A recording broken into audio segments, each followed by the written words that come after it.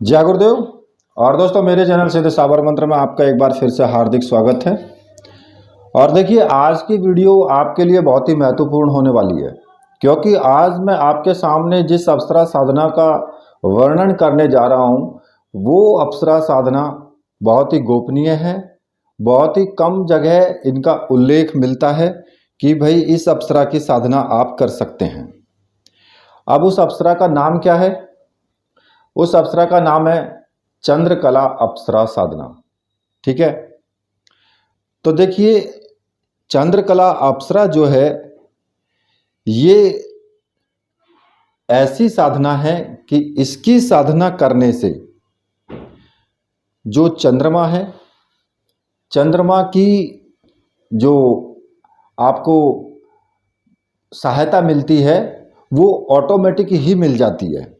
क्योंकि अगर आप चंद्रकला अप्सरा की साधना करते हैं, चंद्रकला अप्सरा की साधना करने से पहले मैं आपको जो ये कुछ इनके विषय में जो बता रहा हूँ ना, वो आपको ध्यानपूर्वक सुनना है और पूरी वीडियो आपको देखनी है, जिससे कि आपको अप्सरा के बारे में पूरा ज्ञान मिल सके कि आपको साधना कैसे करनी है, क्या इनकी साधना करने से लाभ होते हैं, क्या आपको जो है सावधानियां रखनी है, नियम वगैरह।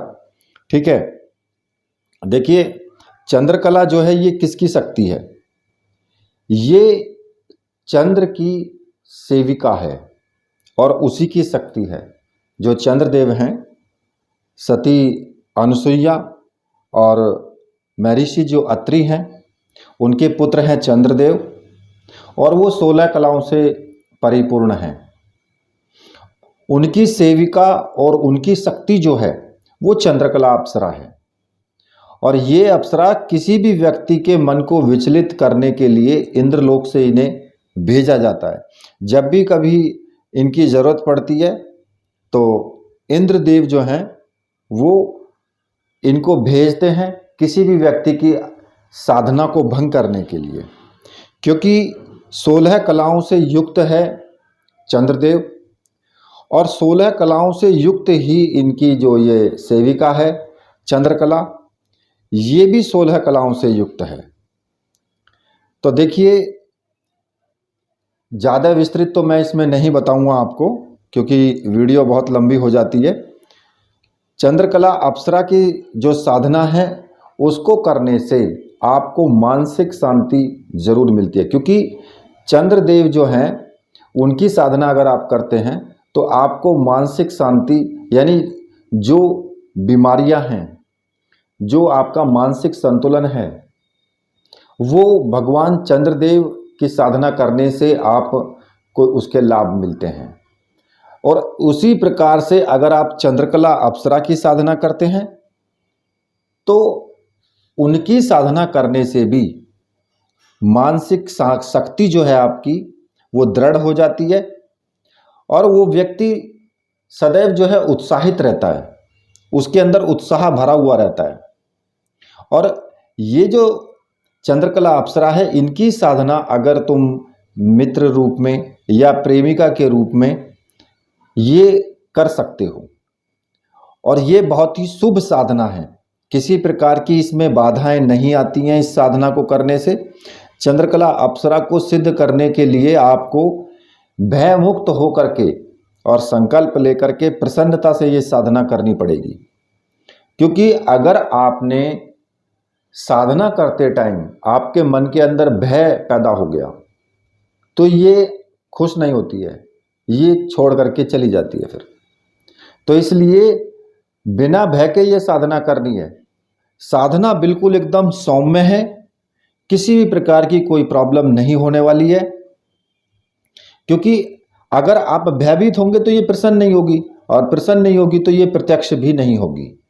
ठीक है, और अगर ये प्रत्यक्ष हो जाती है तो ये प्रकट होकर के जो भी आपका उसका प्रेम भाव है उसको आपको जो है आपके ऊपर सभी प्रकार के जो भी आपको प्रेम चाहिए वो आपके ऊपर ये सब लुटा देती है। सुख, संपत्ति, वैभव, ये सब प्रदान करने वाली ये देवी जो चंद्रकला है, और इसकी साधना करने से आपका चंद्रमा वो बलशाली हो जाता है। और जब चंद्रमा बलशाली हो जाता है तो आपके निर्णय लेने की क्षमता, आपके अंदर उत्साह, आपका मानसिक संतुलन, मानसिक दृढ़ता वो आपके अंदर ऑटोमेटिक ही आ जाती है। इसलिए इनकी साधना करने से किसी प्रकार की ना तो गड़बड़ी होने वाली है, बिल्कुल शांति के साथ आप साधना कर सकते हैं। साधना कोई भी कर सकता है, चाहे स्त्री हो या पुरुष हो। अगर पुरुष साधना करता है तो मित्र या फिर प्रेमिका रूप में साधना करें, और अगर आप स्त्री हैं तो आप अपनी सखी के रूप में इनकी साधना कर सकती हैं, क्योंकि इनकी जो साधना है वो बहुत गोपनीय साधना है। आप शायद हो सकता है कि नाम भी आप पहली बार ही सुन रहे हो कि चंद्रकला जो अप्सरा है, ये इनका ज़्यादा उल्लेख नहीं मिलेगा आपको। ये मैं आपके लिए आज जो बता रहा हूँ ना, ये साधना वास्तव में बहुत गजब की साधना है अगर आप इस साधना को करेंगे तो, क्योंकि इस साधना को करने से आपके अंदर बहुत कुछ चीज़ें ऑटोमेटिक ही प्राप्त हो जाती हैं आपको। और देखिए, अगर आपकी शादी हो चुकी है तो फिर आप इनको प्रेमिका रूप में या मित्र के रूप में आपको ये साधना करनी है।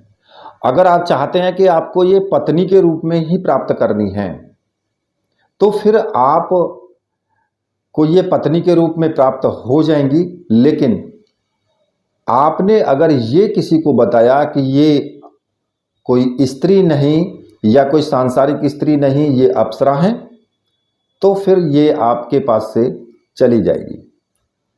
अगर आपने इनका ये भेद खोल दिया।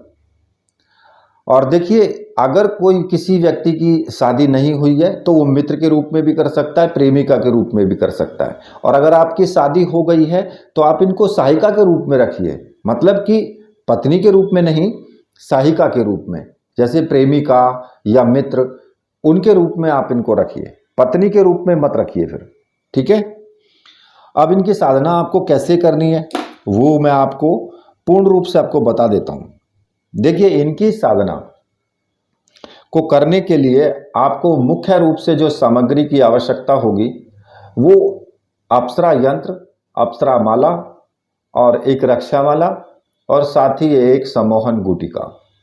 ये 4 चीज़ें आपको प्राप्त करनी है और ये मंत्र सिद्ध और प्राण प्रतिष्ठा युक्त होनी चाहिए। और देखिए, अगर आपको ऐसी सामग्री चाहिए तो मैंने आपको व्हाट्सएप नंबर दिया हुआ है वीडियो में ही, आप वहां से मुझे व्हाट्सएप करके और वो सभी सामग्री आप प्राप्त कर सकते हैं। सामग्री आपको 100% मिलेगी, किसी प्रकार की कोई टेंशन लेने की आवश्यकता नहीं है। जिनको लगता है कि भाई सामग्री के बिना हम साधना कर सकते हैं, वो पागलपन करते हैं, फिजूल अपना टाइम खर्च करेंगे, क्योंकि बिना सामग्री के कोई भी साधना सिद्ध नहीं होती है। कैसे नहीं होती है कि भाई सामग्री तो आपको चाहिए ही चाहिए। अगर आप दीपक जलाएंगे तो वो भी एक सामग्री है, आप कोई भी माला से जाप तो माला से ही करेंगे तो वो भी एक सामग्री है। कुमकुम, पुष्प, इत्र वगैरह ये भी सब सामग्री हैं।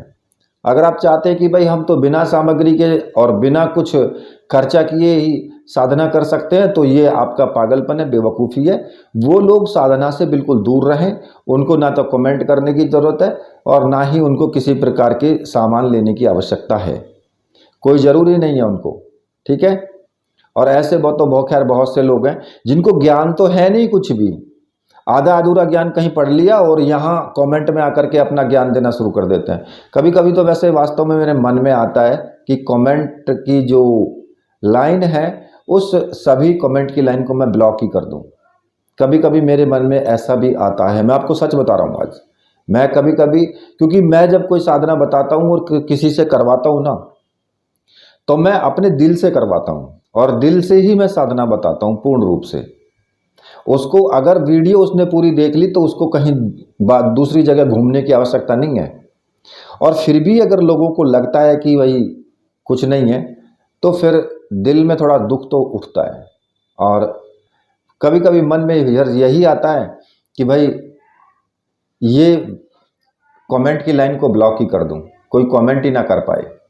खैर, फिर मैं रुक जाता हूं सोच करके कि भाई ये तो 4 आदमी हैं, लेकिन वहाँ तो हजारों आदमी हैं जो साधना भी कर रहे हैं, कमेंट भी कर रहे हैं, उनको कुछ पूछना भी है तो वो भी पूछ रहे हैं। घुमा फिरा के पूछने वालों की लाइन बहुत है, ठीक है। तो फिर मैं रुक जाता हूँ। मेरे मन में थोड़ा ये आता है कि नहीं, कोई बात नहीं है, ऐसे लोगों की वजह से दूसरों का नुकसान नहीं होना चाहिए। खैर, जो भी है, साधना की ये सामग्री लेकर के साधना शुरू करें। साधना किसी भी पूर्णिमा से शुरू कर सकते हैं, किसी भी शुक्रवार से शुरू कर सकते हैं, और होली, दीपावली या फिर शिवरात्रि या फिर नवरात्रि, आप कभी भी साधना शुरू कर सकते हो।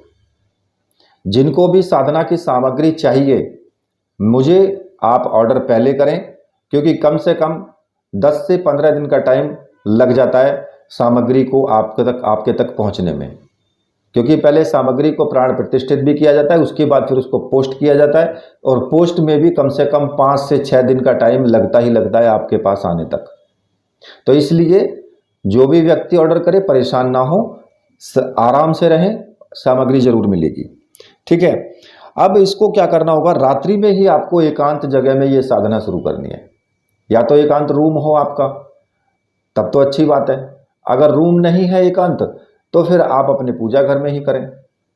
और अगर एक ही कमरा है, तो फिर आप उसमें किसी भी कोने में पर्दा वगैरह डाल करके और उसमें अपने एक कमरे का लुक दे दें, उसके अंदर बैठ के साधना कर सकते हैं।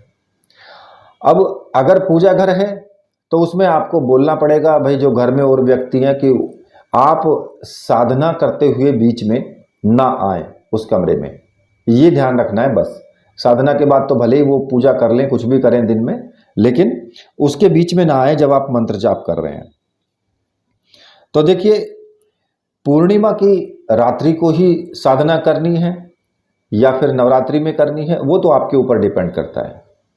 जब भी आप साधना करें, रात्रि को 10 बजे के बाद ही साधना करनी है, और रात्रि में ही करनी है। ठीक है, अब इसमें क्या, जो आपको और दूसरी जो चीज़ों की जरूरत पड़ेगी मैं आपको बता देता हूं, और जो विधि है, विधि के अंदर ही मैं आपको बता दूंगा, जिससे कि वीडियो भी थोड़ा छोटा हो जाएगा।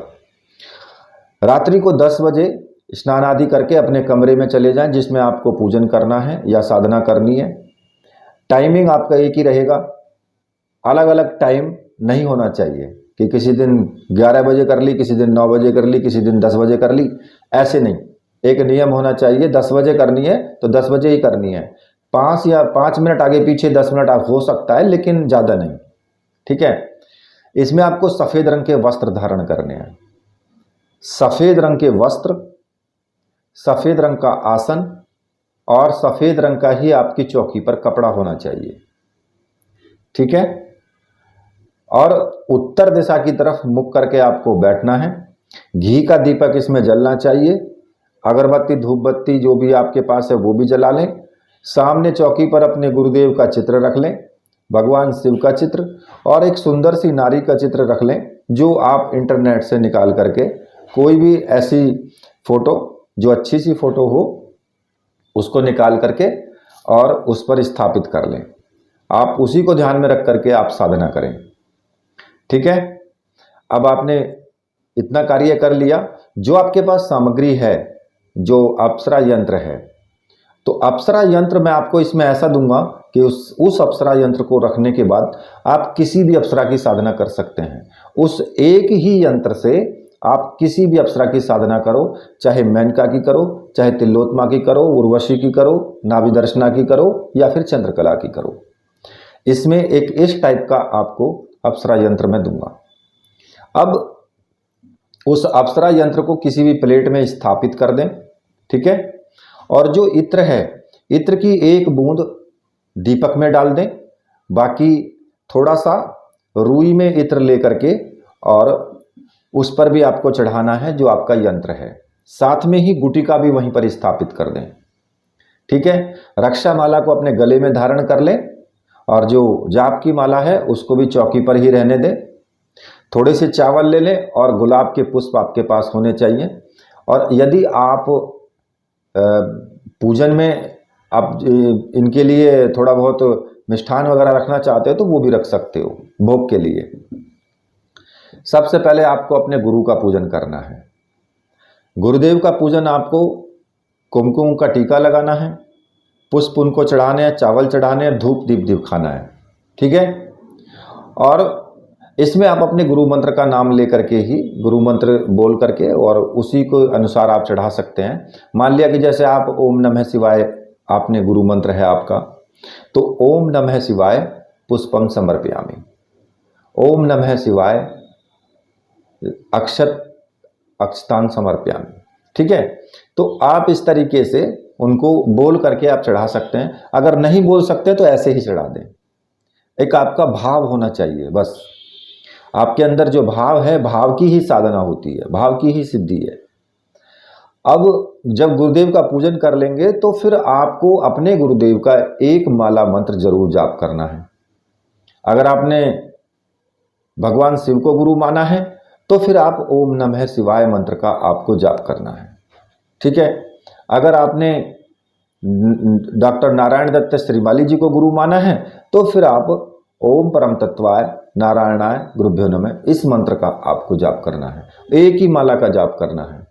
ठीक है, आगे तो आपकी मर्जी है, 2 करो 3 करो, लेकिन मैं तो आपको एक ही बता रहा हूं, तो आप एक ही कर लें। अब जब गुरु मंत्र का जाप हो गया, गुरुदेव से आज्ञा जरूर लेनी है आपको कि गुरुदेव मैं ये साधना करने जा रहा हूँ, इस साधना में मुझे पूर्ण सफलता मिले, ऐसा मुझे आप आशीर्वाद दीजिए और आज्ञा प्रदान कीजिए। ठीक है, अब इसके बाद में आपको भगवान शिव का भी पूजन करना है, क्योंकि चाहे भले ही आपने गुरु नहीं माना है, लेकिन भगवान शिव का पूजन भी आप करें। और साथ ही साथ चंद्रदेव का भी आपको पूजन करना है, क्योंकि ये चंद्रदेव की सहायिका यानी सेविका हैं, तो इसलिए भगवान चंद्रदेव का भी आपको पूजन करना है एक किसी भी तरीके से, क्योंकि भगवान शिव के शीश पर विराजमान है चंद्रदेव। आप वहीं, अगर भगवान शिव की फोटो आपके पास है तो आप चंद्रदेव की वहीं से आप पूजा कर सकते हैं, उसी में पूजा कर सकते हैं, क्योंकि चंद्रदेव तो वहीं पर विराजमान है। तो आप मानसिक रूप से पूजन आप कर लें, शिव का भी मानसिक रूप से, या जो भी आपके पास सामग्री है उससे भी आप पूजन कर सकते हैं उनका। अब जो आपके जो साधना है, साधना के बीच में किसी प्रकार का कोई विघ्न ना पैदा हो, क्योंकि देखिए आप जहां पर भी साधना कर रहे हैं उस जगह आपको नहीं पता कि हो सकता है कि कोई नेगेटिव एनर्जी उधर से गुजर रही हो, और अगर वो उधर से नेगेटिव एनर्जी गुजरती है तो फिर आपकी साधना को करते हुए देख करके वो आपकी साधना में विघ्न पैदा कर सकती है, क्योंकि उसका स्वभाव है ऐसा। इसलिए आपको एक छोटा सा दिग्बंधन रक्षा मंत्र आपको जरूर करना है, वो मैं आपको बता देता हूं किस प्रकार से करना है। उल्टे हाथ में चावल लेकर के और सीधे हाथ से सभी दिशाओं में चावल फेंकते हुए आपको मंत्र जाप करना है। ओम असर्पंतु ये भूता है भूमि संस्थिता, ये भूता है विघ्न कर्तास्तेन संतु शिवाज्ञा, अप्रमाणांतु भूतानि पिशाच सर्वतो दिशम सर्वेषां विरोधेन पूजा कर्म समारंभे। ये कहते हुए अपने पूरे कमरे में आप चावल बखेर दें। जहां तक वो चावल चले जाएंगे वहां तक कोई भी नेगेटिव एनर्जी आपके कमरे में प्रवेश नहीं कर पाएगी, उसके अंदर आ ही नहीं पाएगी। ठीक है, उसके अलावा आप एक काम और भी कर सकते हैं, भगवान भैरव जी का भी आप पूजन कर सकते हैं। आप गुटिका जो रखी है वहीं पर आप भगवान भैरव का नाम लेकर के और उनका पूजन कर सकते हैं, और बटुक भैरव का मंत्र की एक माला का भी जाप आप कर सकते हैं। और ये आप रुद्राक्ष की माला से ही आप कर लें, सारा गुरु मंत्र का भी, और जो दूसरा ये बटुक भैरव का है ये भी आप, जो रुद्राक्ष की माला अगर आपके पास है तो उसी से आप कर सकते हो। अब उस मंत्र को मैं आपको बता देता हूं जो बटुक भैरव जी का है।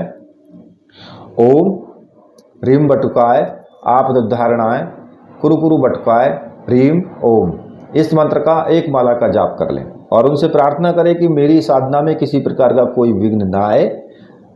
इसके लिए मैं आपका ये पूजन मंत्र जाप कर रहा हूं, आप मेरी रक्षा करें। बस इतना आपको करना है। हालांकि आपको अप्सरा से कोई प्रॉब्लम नहीं है, अप्सरा से कोई प्रॉब्लम नहीं होती इसमें। अप्सरा बहुत सीधी शांत सरल है, उससे कोई दिक्कत नहीं होगी। लेकिन जो दूसरे और उद्दंडी लोग होते हैं ना, उनके लिए है भाई वो, क्योंकि आप जानते हो कि अच्छा कार्य अगर आप कहीं करते हो ना तो 10 आपके दुश्मन खड़े हो जाते हैं। ये तो आपकी सामाजिकता में भी आप देख सकते हो, समाज में भी आप देख सकते हो। अच्छा काम करते हो तो 10 दुश्मन आपके तैयार मिलेंगे आपको पीछे खींचने के लिए। तो इसलिए ये उनके लिए है। ठीक है। उसके बाद आप जो अप्सरा हैं उनका आपको पूजन करना है, उसी प्रकार से पूजन करना है जैसे आपने गुरु जी का पूजन किया है। अप्सरा यंत्र का भी आपको पूजन करना है, उसमें आपको धूप दीप दिखाना है, पुष्प चढ़ाना है, गुलाब का सुगंधित पुष्प हो, और चाहे आप चमेली का, केवड़े का, जो भी पुष्प है वो चढ़ा सकते हैं, जरूरी नहीं कि गुलाब का ही हो, लेकिन सुगंधित हो। और यंत्र का जो पूजन है चावल से भी करेंगे, उस पर इत्र भी का भी आप एक रुई में भिगो करके इत्र भी चढ़ाएंगे, और अपने भी कानों में आप इत्र का रुई में लगा करके इत्र थोड़ा सा और कानों में आप लगाएंगे। और जब ये सारा कार्य आप कर लेंगे तो फिर उसके बाद आपको संकल्प लेना है। अपने सीधे हाथ पर आपको थोड़ा सा जल रख करके और फिर आपको बोलना है कि अपना नाम, अपने पिता का नाम, अपना गोत्र, मैं चंद्रकला अप्सरा की साधना प्रत्यक्ष रूप में करने जा रहा हूं, और चंद्रकला अप्सरा मेरे सामने प्रत्यक्ष हो करके अपना सानिध्य मुझे प्रदान करे, और जो भी आपने लिया है कि मित्र रूप में या फिर प्रेमिका रूप में, मित्र रूप या प्रेमिका रूप में मेरे साथ रहे। ठीक है, इतना कह करके और जल को जमीन पर छोड़ दें। अब इसके बाद में आपको मंत्र जाप शुरू कर देना है। अब मंत्र जाप जो आपको करना है वो अप्सरा माला से करना है, और शांत चित्त होकर के आपको मंत्र जाप करना है। और अगर हो सके तो 5 मिनट आप ध्यान कर लें पहले। 5 मिनट के लिए, ज़्यादा नहीं, 5 मिनट के लिए आप ध्यान करें पहले। बैठ करके शांत होकर के बैठ जाएं, आंख बंद करके, और ध्यान करें। सांस जो है आपकी उनको नियंत्रण में लाएं, तेजी के साथ ना चले सांस, उसको नियंत्रित करें। और उसके बाद में फिर आप मंत्र जाप शुरू करें। मंत्र जब आपको जपना है वो मैं आपको बता रहा हूँ। मंत्र इस प्रकार से है, क्लीम चंद्रकला क्लीम अप्सराय सिद्धि हुम फट स्वाहा। इस मंत्र का आपको जाप करना है। मंत्र बहुत तीव्र है, क्योंकि मंत्र के आगे ओम नहीं लगा है, इसलिए मंत्र तीव्र है। ठीक है। और इस मंत्र का जाप आपको कम से कम आपको 31 माला का जाप करना है। कम से कम 31 माला का जाप होना चाहिए। लगभग आपको 2 से 2.5 घंटे का टाइम आपको लगेगा, इतना टाइम लगेगा ही लगेगा। 31 माला का जाप प्रतिदिन आपको करना है। साधना लंबी है, मैं आपको पहले ही बता रहा हूं। कम से कम 90 दिन तक आपको साधना लगातार करनी है। 3 महीना का टाइम है। 3 महीने के टाइम में हो सकता है कि पहले भी अप्सरा आपके सामने प्रकट हो जाए। जरूरी नहीं है कि आपको 3 महीना पूरी करनी पड़े। जैसे ही आपके सामने प्रकट हो जाए, आपको वचन दे दे, तो फिर आप साधना बंद कर दो। और चाहते हो तो साधना आगे भी जारी रख सकते हो कि भाई नहीं, मैं तो पूरी करूंगा साधना, तो पूरी भी कर सकते हो। अब अगर अप्सरा बीच में आपके साधना के बीच में आती है, तो अगर मान लिया कि वो टच करती है आपको, या फिर आपके सामने कोई ऐसी आवाज़ें आती हैं, या घुंघरुओं की आवाज़ आती है, या कोई सुगंध आती है, तो इसमें घबराने की आवश्यकता नहीं है। और भय आपको बिल्कुल नहीं करना है, क्योंकि इस साधना में यही है, प्रत्येक अप्सरा साधना में यही है कि अगर आपने भय आपके अंदर आ गया तो अप्सरा फिर नहीं आती है, अप्सरा चली जाती है। क्योंकि वो समझती है कि भाई ये तो मुझे बुला रहा है और ये मुझसे डर रहा है, जब मुझसे डर रहा है तो फिर मेरा यहाँ काम क्या है, तो वो चली जाती है फिर। तो इसलिए डरना आपको बिल्कुल नहीं है। बिल्कुल भय मुक्त होकर के साधना करो, क्योंकि इसमें कुछ आपका होने ही वाला नहीं है। बस ये आप समझ लीजिए कि कुछ भी आपका अनिष्ट नहीं होगा, गारंटेड है ये किसी भी अप्सरा साधना में।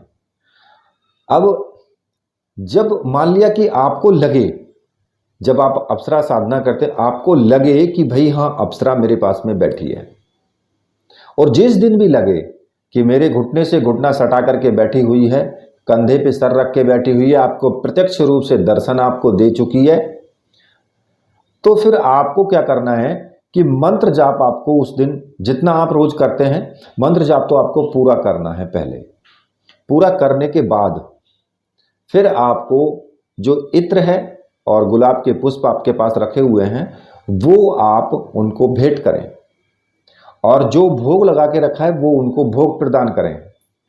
और फिर उसके बाद आप उनसे अपनी मित्र रूप में रहने के लिए या प्रेमी का रूप में रहने के लिए, और किसी भी कार्यों को मैं आपको बोलूँगा तो आप मना नहीं करेंगे। बाकी मेरी पूरे परिवार का या मेरे जो भी बच्चे हैं उन सभी का आप ध्यान रखेंगे, सबकी रक्षा करेंगे। इस तरीके से आप उनसे वचन ले सकते हैं। और जब वो आपको वचन दे दे, हो सकता है कि वो भी आपसे कुछ वचन ले, ऐसा हो सकता है। किसी भी अप्सरा साधना में हो सकता है, यक्षिणी साधना में हो सकता है कि वो भी कह दे, क्योंकि वो आपके मन के भाव को जानती है। अगर आप उस वक्त में साधना काल में या साधना करने से पहले अगर आप सोचते हैं कि भाई मैं इनके साथ संभोग करूंगा, मैं अप्सरा को अपनी पत्नी बनाना चाहता हूं, या अप्सरा मेरे अंडर में आ जाए तो मैं ये करूंगा, मैं वो करूंगा, ऐसी सोच होती है ना। क्योंकि भाई मन है, मन चलायमान है, मन का कुछ नहीं पता क्या सोचता है, ये कुछ भी सोचने लगे। अगर आप ऐसी सोच रख करके साधना करते हैं तो फिर वो आपसे वही वचन ले लेगी जो आप करना चाहते हैं, उसकी सिद्धि प्राप्त करने के बाद जो आप करना चाहते हैं और वो अप्सरा को उचित नहीं लगता है, तो वो आपसे वचन ले लेगी कि आप ऐसा नहीं करेंगे, आप ये वचन आप मुझे दें तब तो मैं आपको वचन दूं। तो फिर आपको बोलना पड़ेगा, आपको भी वचन देना पड़ेगा वहां पर। तो इसमें मैं मानता हूं कि इसमें कोई बुराई वाली बात नहीं है। अगर आप वचन दे देते हैं तो फिर कोई बुराई वाली बात भी नहीं है इसमें। लेकिन अपने उस वचन का ध्यान रखें, जैसे वो अपने वचन का ध्यान रखती है वैसे ही आपको भी रखना है। अगर आपने वचन तोड़ा तो उसी दिन सिद्धि खत्म। ठीक है। अब इसमें ब्रह्मचर्य व्रत पूर्ण रूप से पालन करना है। आपको अप्सरा जो है आपको ऐसी कुछ क्रियाएं वो करेगी जिससे कि आपका ब्रह्मचर्य व्रत खंडित हो। कुछ भी हो सकता है उसमें, कोई लड़की के रूप में भी आपके साथ आ सकती है दिन में, कि मैं आपको जीते जागते बता रहा हूं, ऐसा नहीं है कि रात्रि स्वप्न की बात कर रहा हूं, मैं दिन की बात कर रहा हूं। किसी लड़की के आपके, क्योंकि आज तो डिजिटल जमाना है, व्हाट्सएप वगैरह भी आ सकते हैं, प्रेम प्रसंग छिड़ सकता है किसी से। ये 100% है कि ऐसी व्यवस्था वो बना देगी जिससे कि आप दूसरी जगह लग जाएं और उसकी साधना से वो बच जाए, जिससे कि वो उसको ना आना पड़े, ऐसा वो प्रबंध कर देती है। तो इसलिए आप उस चीज़ का ध्यान जरूर रखें। क्योंकि अब बात आती है कि साधना सिद्धि की, कि भाई कितने दिन में साधना सिद्ध हो जाती है। तो ये आपके ऊपर डिपेंड करता है कि साधना को आप कितने दिन में सिद्ध करते हो, आपका भाव कितना है, आपका आचरण कैसा है, आपका व्यवहार कैसा है, आपका खान पान कैसा है, उस बात पे डिपेंड करती है अप्सरा की सिद्धि। या किसी भी साधना में आपको सफलता प्राप्त होना आपके ऊपर डिपेंड करता है कि आप उसमें कितनी हद तक अंदर गए हैं और कितनी हद तक उसको जानते हैं उस चीज को, और कितने आप परोपकारी हैं।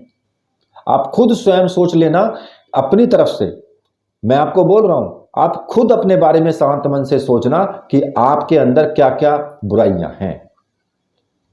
तब आप सोचना कि मुझे सिद्धि क्यों प्राप्त नहीं हुई। बहुत से मुझसे पूछते हैं कि जी मुझे अनुभव नहीं होते, मुझे सिद्धि प्राप्त नहीं हुई, मैं इतने दिन से कर रहा हूं। मैं सभी से बोल रहा हूं, पहले अपने अंतर मन को झांको कि तुम्हारे अंदर बुराइयां क्या हैं, तब आपको स्वयं पता लग जाएगा। किसी से पूछने की आवश्यकता नहीं है, और यह भी पूछने की आवश्यकता नहीं है कि जी कितने दिन में सिद्धि होगी। सिद्धि होने की कोई गारंटी नहीं होती है कि कब आ जाए, ये आपकी साधना पे डिपेंड करता है। हो सकता है किसी को 11 दिन में हो जाए, हो सकता है किसी को 3 महीने में भी ना हो।